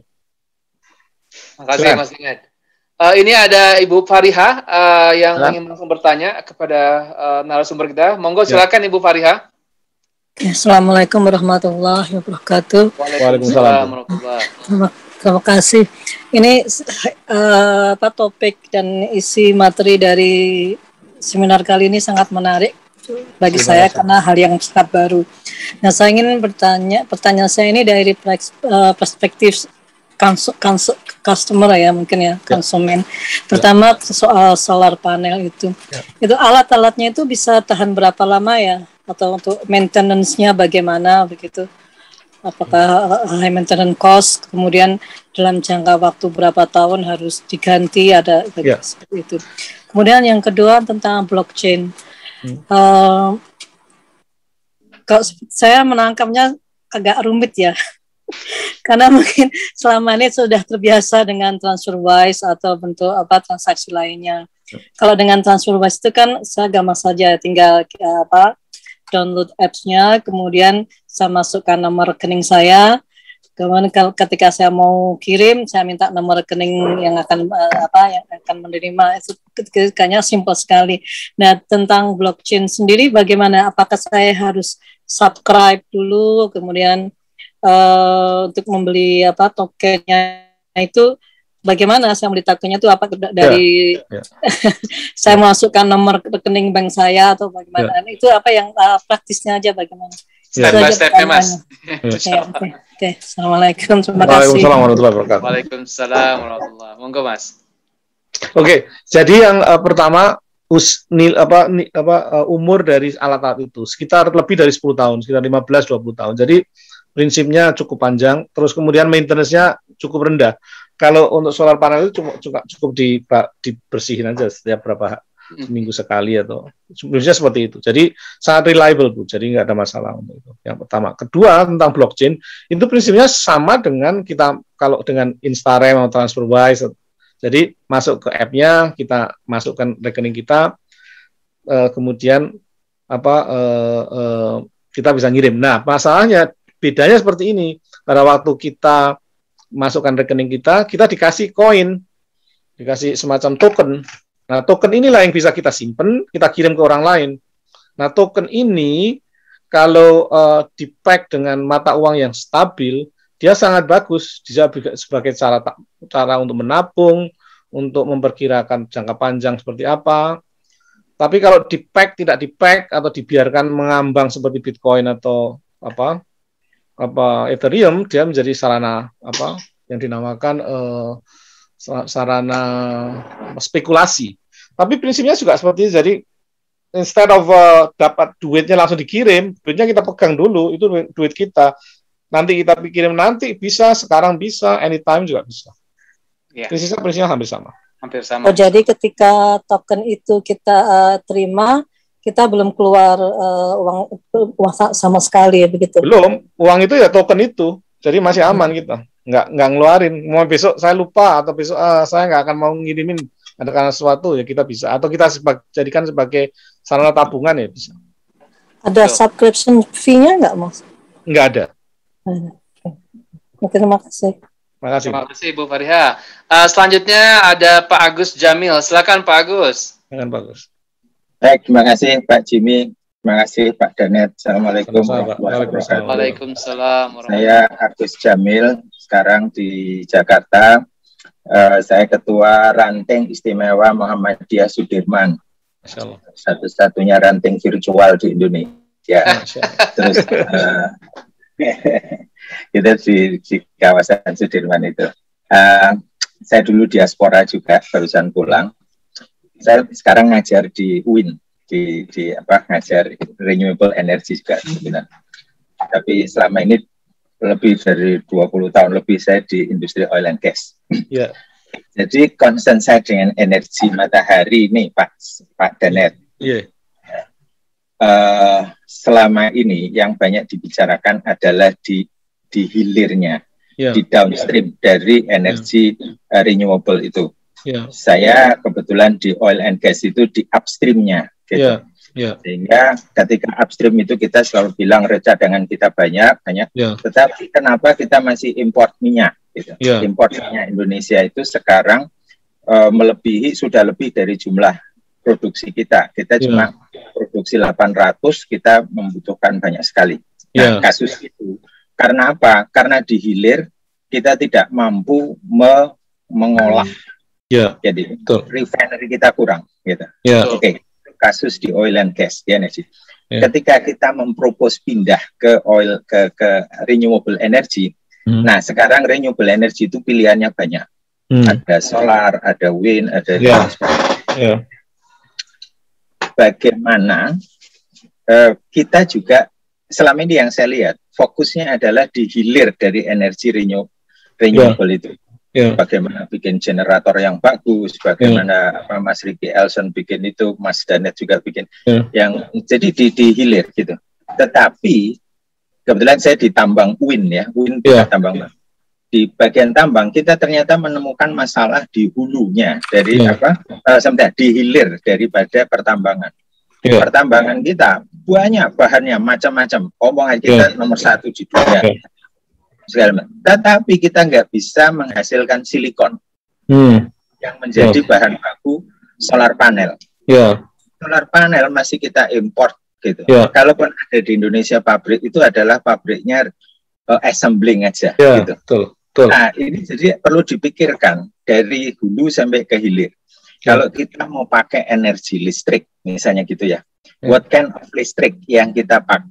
Sumber apa yang kita pakai? Karena kalau kita misalnya pindah ke solar semua, itu solarnya itu bahan bakunya tidak ada. Kita akan sulit sekali mengolahnya.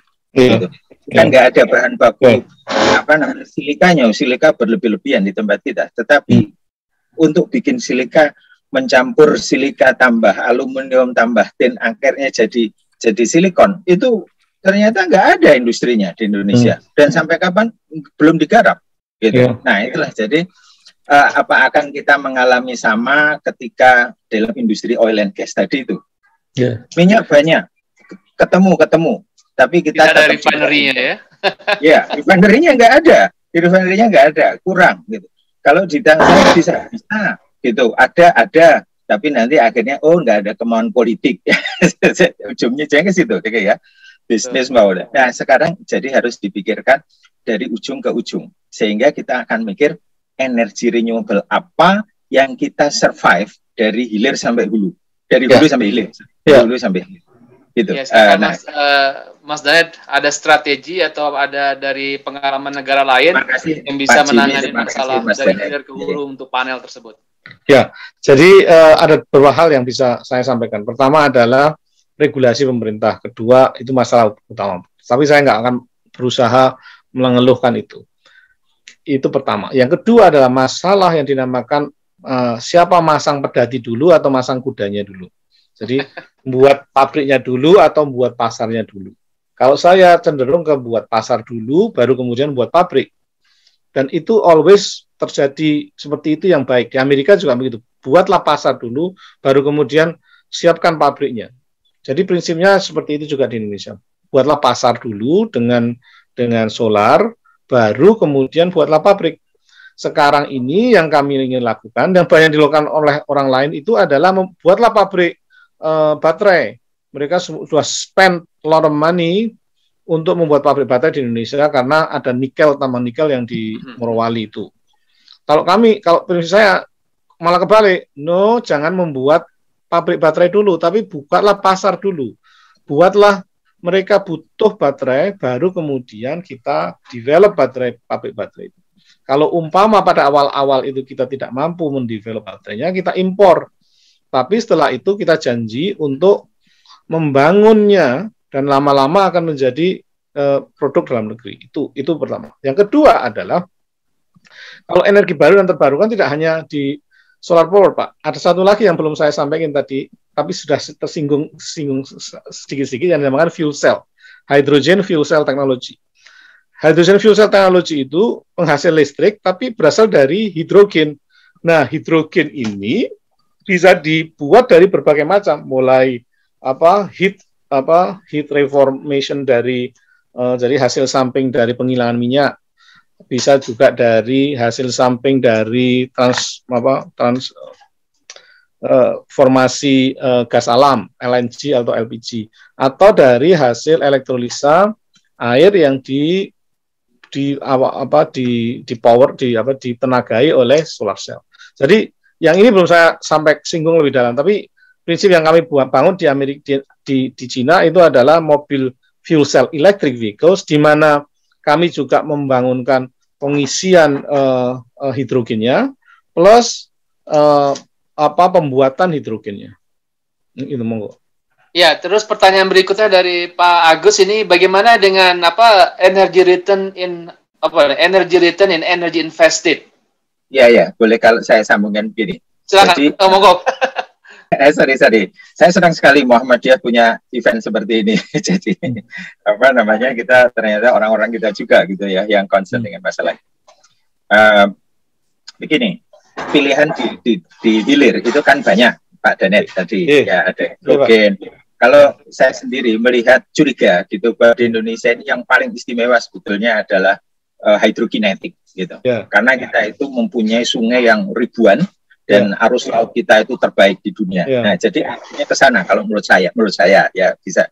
Nah, tetapi kita harus hitung membandingkan antara solar, hidrogen, angin, hidrokinetik, segala macamnya itu melalui alat ukur yang kita sebut sebagai IROI itu tadi. Saya lihat menarik sekali energy return on energy invested gitu. Nah, baru dari sana kalau kita lihat ini, ini kalau Cina atau kalau Saudi Arabia mungkin solar cocok karena IROI-nya bagus gitu. Tapi kalau Indonesia IROI-nya tidak bagus gitu. Kita hydro yang IROI-nya paling bagus gitu ya. Jadi lalu kita bentuklah pasarnya di sana gitu. Karena seperti saya tadi, jangan sampai saya ini dari mulut harimau pindah ke mulut buaya. Jadi kita cari minyak itu sudah susah sekali. Saya di Brunei 20 tahun itu mencari di laut dalam, laut dalam. Jadi makin lama makin susah cari minyak. Apakah nanti kita juga akan makin susah mencari silikon, mencari nikel sulfate, bahan-bahan yang akhirnya yang eksotik yang kita sendiri dengar aja baru gitu. Nanti ada menjadi baut paling penting dari sistem energi di hilir tadi itu, renewable. Memang kalau sudah jadi green, gitu. Jadi IROI tadi sebagai tool yardstick-nya, gitu. Apakah kita cocok apa enggak? Maaf Mas, terima kasih. Ya, terima kasih. Terima kasih Pak. Jadi kalau memang betul ROI itu salah satu istilahnya pengukur dasar dari suatu investment. Yang saya lihat juga di Indonesia itu yang sangat bagus adalah hydrokinetic energy, termasuk small hydrostatic power generator itu. Nah, saya pernah lihat di daerah Pacet, jadi mereka membuat kecil aja, tapi sudah cukup lumayan, sudah 2 megawatt hour. Tapi yang buat orang Cina. Nah, itu sangat bagus untuk Indonesia, Pak, ROI-nya pertama. Kedua, apalagi kalau disimpan energinya tidak langsung disalurkan, tapi disimpan, yang akan disalurkan lagi kemudian. Nah, cara penyaluran energi itu penyimpanan energi itu bisa bermacam-macam, mulai pertama dengan baterai. Nah, masalah utama dengan baterai itu memang, dan saya punya tulisan yang membandingkan antara battery electric vehicles dengan fuel cell electric vehicle, mana yang lebih hijau. Baterai electric vehicle itu memang sekarang ini mulai bahan-bahannya mulai lithium, nikel, manganese, kobalt itu bahan-bahan yang masalah utama. Untuk membawa bahan 4 bahan ini merusak lingkungan atau membunuh manusia. Prinsipnya seperti itu, secara kasarnya. Yang kalau kita lihat di Morowali itu terjadi. Nah, yang lebih baik itu sebetulnya malah yang hidrogen itu. Hidrogen itu bisa mengubah 2 hal, Pak. Pertama adalah mengubah industri yang berbasis fossil fuel menjadi industri yang berbasis clean energy, clean and renewable energy. Karena seperti ini, kalau pada waktu kita mencari oil di hidrokarbon itu ada semua yang diambil itu akan menjadikan oil, dan itu bisa distratifikasi menjadi hidrogen semua 1000%, diubah menjadi hidrogen.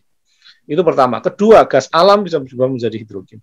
Ketiga adalah hidrogennya sendiri itu bisa diubah dari berbagai macam, mulai dari jadi teknologi fuel cell atau teknologi hidrogen itu bisa mempunyai bahan bakar yang bermacam-macam, mulai yang suatu closed loop system di mana bahan bakarnya itu adalah karbon, kemudian diserap, kemudian diubah lagi menjadi listrik.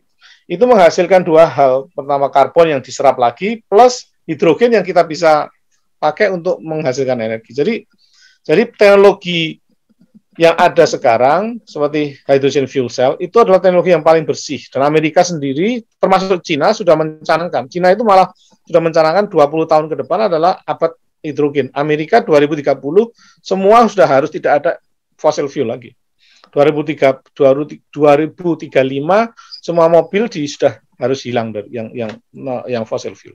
Jadi Indonesia atau kita sebagai masyarakat di Asia atau di Indonesia harus tidak hanya melihat ini suatu fenomena yang keniscayaan, tapi harus berpartisipasi secara aktif. Karena kalau tidak, kita sendiri yang rugi.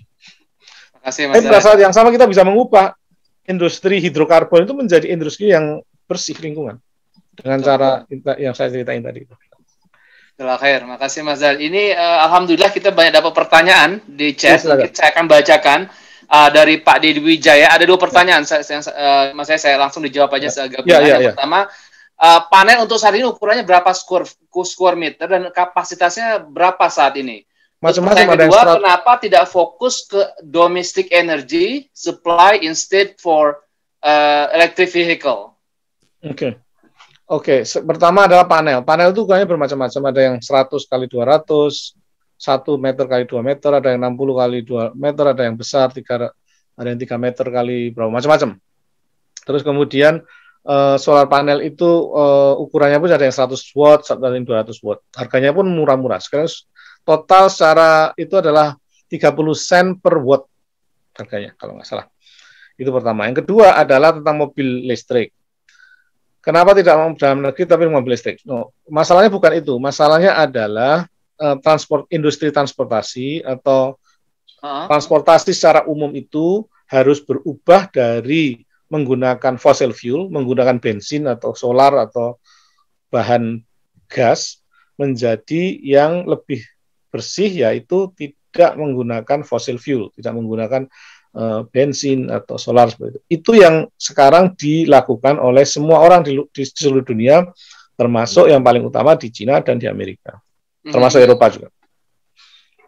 Silakan, Mas. Makasih, Mas. Ini berikutnya dari pertanyaan dari Mas Ihwan. Nah, Indonesia itu punya cita-cita mau produksi mobil listrik, Mas. Jadi kita bukan hanya jadi net importer, pengguna, tapi juga bisa buat mobil listrik sendiri. Ini bagaimana bisa menjadi seperti Cina yang banyak mobil elektriknya dibandingkan bahkan di Amerika sendiri. Jadi apakah kita ada peluang untuk menjadi namanya produser electric car sendiri? Ya ada, tergantung kemauan banyak pihak. Jadi pada waktu kami 2012 itu kami meluncurkan electric car Tukushi di Indonesia, tidak di Cina, tidak di Malaysia, di Indonesia. Itu 4 tahun sebelumnya Tesla meluncurkan mobilnya di Amerika. Dari 2008 Tesla, kemudian 2012 kami. Tapi kan ceritanya lain antara Tesla dengan kami. That's the difference between Amerika dan Indonesia. Saya cuma ngasih itu. Silakan. Pertanyaan berikutnya nih, Mas, bagaimana dengan aspek legalitas saat mata uang digital atau cryptocurrency sebelum menjadi alat pembayaran yang syah atau dari ke mata uang yang asli? Ininya legalitasnya bagaimana? Jadi kalau umpama OJK, saya kan peraturan OJK itu selama kita tidak melakukan transaksi mata uang itu oke. Jadi misalnya token itu seperti kalau kita ke karnaval di Indonesia. Kan ada atau kata bazar di Indonesia, paling gampang bazar, ya. Kalau pada waktu masuk bazar itu kan nggak boleh mata uang kita beli pakai uang kertas, nggak boleh kan?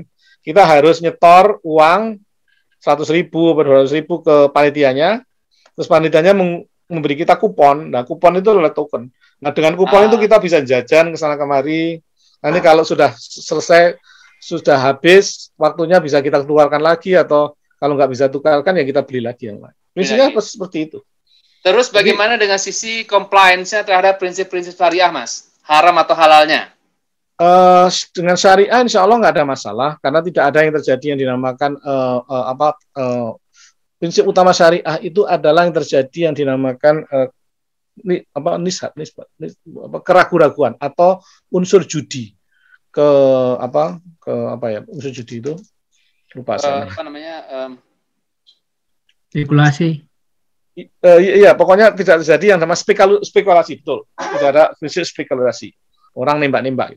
Jadi selama kita tidak menghindarkan prinsip itu, insya Allah compliance, syariah compliance.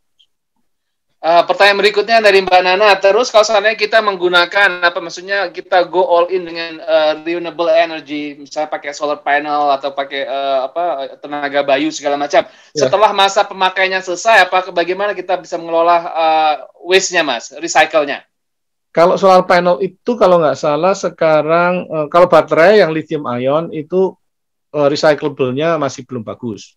Tapi bisa di reuse dan repurpose, artinya reuse and repurpose itu bisa dipakai untuk down levelnya atau aplikasi yang lebih rendah, atau repurpose diambilin satu persatu kemudian dipakai untuk sesuatu yang lain. Itu kalau solar panel itu kalau nggak salah saya kurang tahu ya recyclability-nya sekarang ini kelihatannya masih belum terlalu bagus juga gitu. Cuma masalah utama adalah energi baru dan terbarukan ini tidak mesti halus dengan solar panel. Saya tadi sudah cerita tentang fuel cell. Fuel cell itu macam-macam, mulai dari hydrogen fuel cell, mulai carbon, direct carbon atau carbon fuel cell, atau closed loop carbon fuel cell, di mana kita nyedot. Jadi yang dinamakan sekarang itu carbon capture, itu adalah kita cuma buat semacam kipas angin besar, kita sedot, terus kemudian CO2-nya kita simpan, terus kemudian kita reinjection lagi, kita tambahin menjadi alkohol, terus kemudian alkoholnya diubah menjadi hidrogen atau alkoholnya dipakai untuk fuel. Cuma prinsipnya seperti itu. Tapi yang lebih bagus adalah kan highly inflammable ya, Mas ya. Kenapa? Hidrogen itu sendiri kan highly inflammable itu kan ya. Salah satu kekurangannya. Terus tadi kayak kalau misalnya diinstal di mobil tadi itu kan kalau nggak salah Mas Dan bilang itu range-nya itu sekitar 1.800 sampai 1.000 mile. Yeah. Terus untuk recharge-nya itu bagaimana? Karena infrastrukturnya kan nggak murah bangun infrastruktur hidrogen itu. Ya, jadi tidak hanya hidrogen yang highly inflammable. Jadi bensin, terus kemudian aftur, semua bahan bakar itu highly flammable. Hidrogen selama diproses di ruang terbuka itu aman. Jadi karena udara kita itu banyak mengandung hidrogen dan hidrogen akan cepat terburai di udara. Itu pertama. Kedua adalah hidrogen ini prinsip istilahnya tadi apa ya? Pembuatannya itu penyimpanannya itu lebih sulit memang daripada yang lain karena hidrogen ini punya atom atau massa yang paling kecil. Untuk dipakaikan di mobil itu memungkinkan selama proses pengisian itu terbuka. Jadi pengisian hidrogen station itu terbuka. Saya belum menunjukkan video kami yang orang Jogja yang ngisi hidrogen di Cina itu ya. Itu terbuka tempatnya. Jadi kita aman-aman saja. Selama terbuka kita nggak masalah. Terus tadi yang masalah refilling station, Mas. Kalau electric car kayak Tesla sudah punya hampir 30 ribu station. Kalau hidrogen sekitar 445 hidrogen refill dari US. Itu investasinya itu berapa per station? Kalau investasi per stationnya untuk hidrogen itu lebih murah karena yang selain untuk klien yang kami lakukan, kami juga supply mereka dengan hydrogen refilling station. Jadi hydrogen refilling station itu prinsipnya cuma kita bisa dapatkan hidrogen dari dua hal, dengan dikirim lewat pipa atau truk tangki yang besar atau lewat kanister kecil-kecil yang kayak yang dipakai untuk gas untuk welding itu aja. Prinsipnya seperti itu. Kemudian dimasukkan, kemudian diitukan dengan refillernya itu. Prinsipnya mudah sekali. Oke.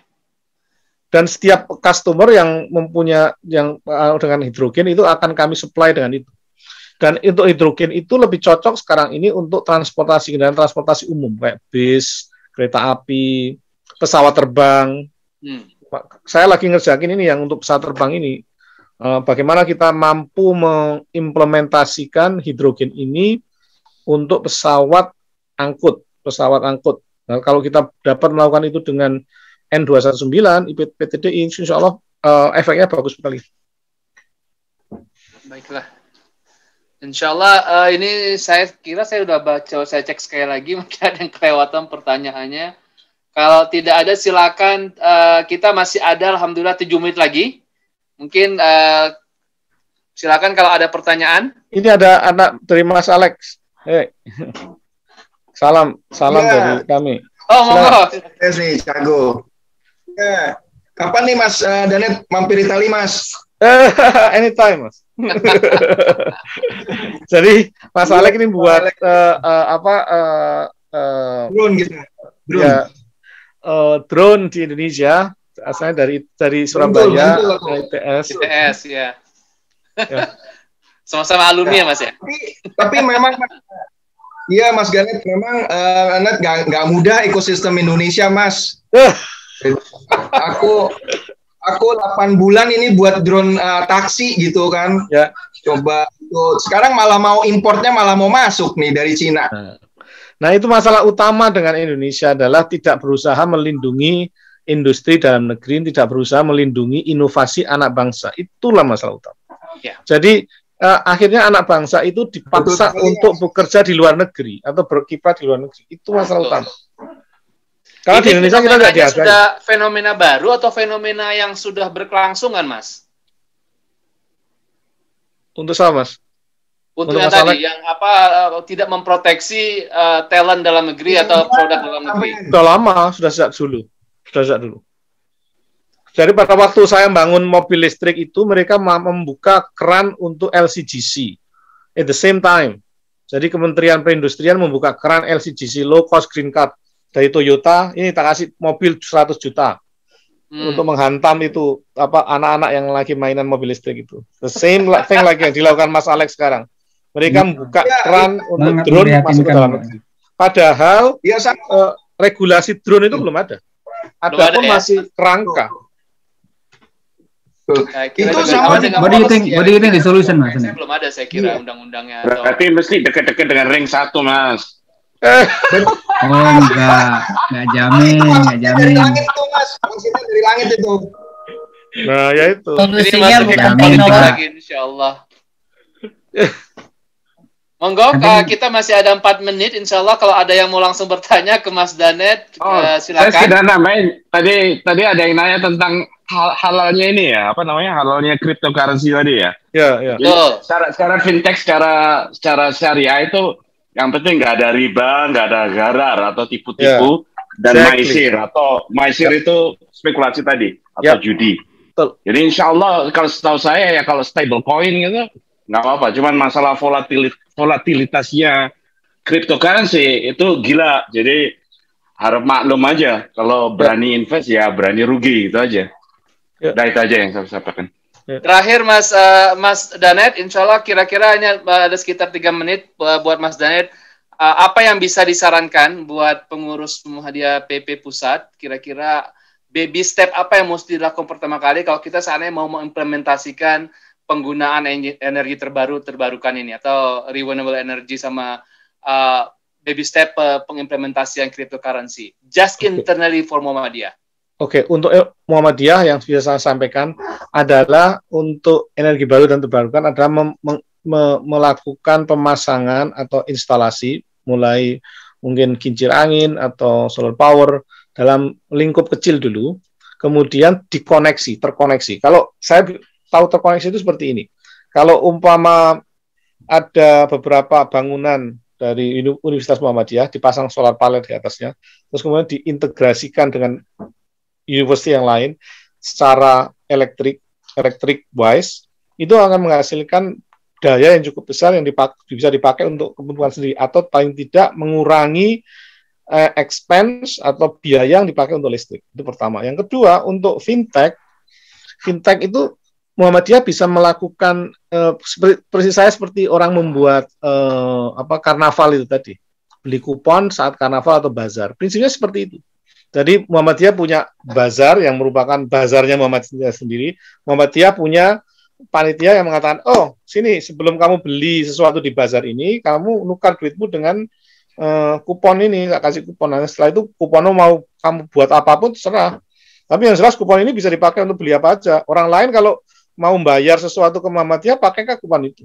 Itu insya Allah cepat pemakaiannya. Mungkin kita buat bank sendiri, Mas. Exactly. Not only that, itu pemasukan masuk ke Muhammadiyah itu. Jadi kalau umpama prinsipnya seperti ini, orang tua yang mengirimkan anaknya sekolah ke Muhammadiyah, itu otomatis dia membayarnya pakai sistem token itu. Kalau dengan token itu ya istilahnya berputar duitnya sudah. Ekonomi akan menjadi ekosistem tersendiri. Insya Allah. Insya Allah. Baik ya Ofilah, ini kita menarik sekali, hampir 2 jam nggak terasa diskusi kita masalah electric car dan cryptocurrency. Mungkin kita akan ini lagi nanti Mas Arif bisa dengan topik yang sama dengan sedikit judul yang berbeda nanti insya Allah. Sekali lagi Mas Danet kami ucapkan terima kasih. Mudah-mudahan ilmunya bermanfaat, usahanya dimudahkan oleh Allah Subhanahu Wa Taala dan selalu diberi kesehatan.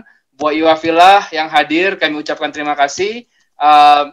Saya tutup dengan wal asri dan kafaratul majelis. Insyaallah bismillahirrahmanirrahim. Wal asri innal insana lafi khusri illal ladzina amanu wa amilus solihat wa tawassaw bil haqq wa tawassaw bis sabr. Subhanahu wa bihamdika asyhadu an la ilaha illa anta astaghfiruka wa atubu ilaik. Sekali lagi terima kasih. Selamat pagi, selamat Indonesia dan selamat malam yang di Amerika.